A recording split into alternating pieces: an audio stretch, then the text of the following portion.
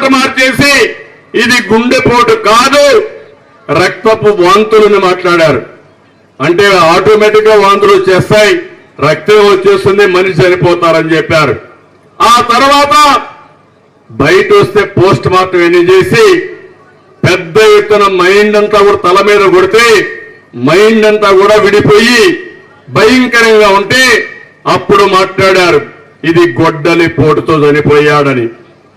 అప్పటికి కూడా మీరు చూడండి ఎంత దుర్మార్గులు, ఎంత నేరస్తులు. అది చనిపోతానే గొడ్డలి పోటని తెలిసిన తర్వాత నారాసుర రక్త చరిత్ర నా మీద నేరం వేసేశారు, మీకు చెప్పేశారు. మీరు అనుకున్నారు ఒకవేళ నేనే చంపానేమో అని మీరు అనుకుని అపోహపడ్డారు, సింపతి అతనికి వచ్చింది.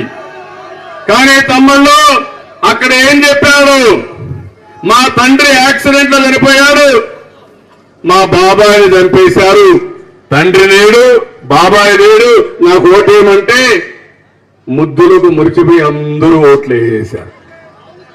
అవునా కాదా? ఒక్క ఛాన్స్ ఓటు వేశారా? మనమైనా వేశారు, రాష్ట్రంలో వేశారు.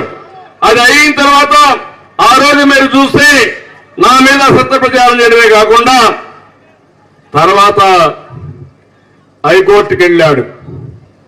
నేను ఎంక్వైరీ చేస్తానంటే ఎంక్వైరీ చేయకుండా వాస్తవాలు చెప్పనీయకుండా ఉండాలని హైకోర్టుకి వెళ్ళి హైకోర్టు ద్వారా స్టే తీసుకొచ్చాడు.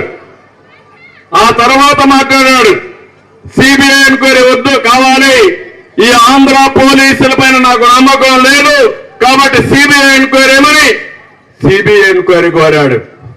కోరడమే కాదు కోర్టుకి వెళ్ళాడు.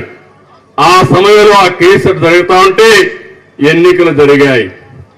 ఎన్నికలు అయిన తర్వాత సిబిఐ ఎంక్వైరీ వద్దని విత్డ్రా చేసుకున్నాడు.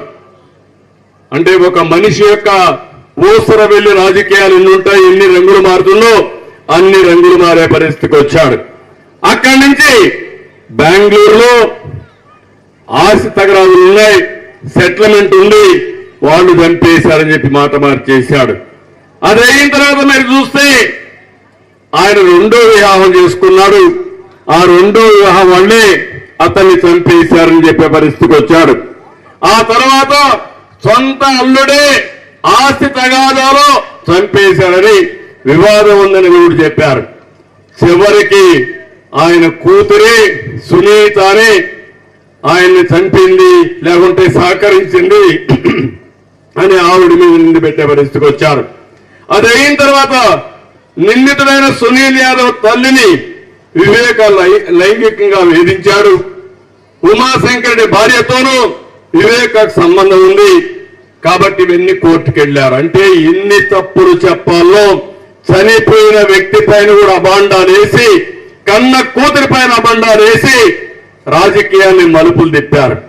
ఎవరైతే ఎంపీ అవినాష్ రెడ్డి ఉన్నాడో ఆ అవినాష్ రెడ్డి దీంట్లో ఇన్వాల్వ్ అయ్యాడని అరెస్ట్ చేయబోతే వాళ్ళ తండ్రిని అరెస్ట్ చేస్తే కడాన అతన్ని కాపాడడానికి సర్వస్వాన్ని ఒడ్డాడు. అరెస్ట్ కానియకుండా ప్రయత్నం చేశాడు. అన్ని విధాలా ఇది చేసే పరిస్థితికి వచ్చారు. దానిపైన సిబిఐ ఎంక్వైరీ చేస్తా ఉంటే సిబిఐ ఆఫీసర్ పైన రామ్ సింగ్ పైన కేసు పెట్టే పరిస్థితికి వచ్చారు.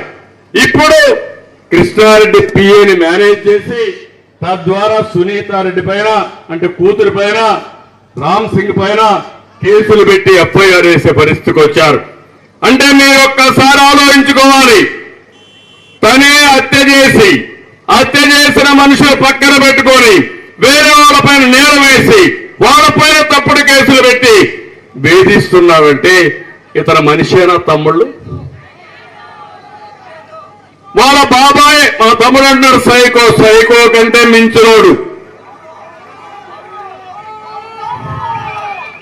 ఎందుకు నేను ఈ మాట వాడానంటే ఈరోజు రాష్ట్రంలో జరిగేది మీరు చూస్తే మీరు ఎవరైనా సరే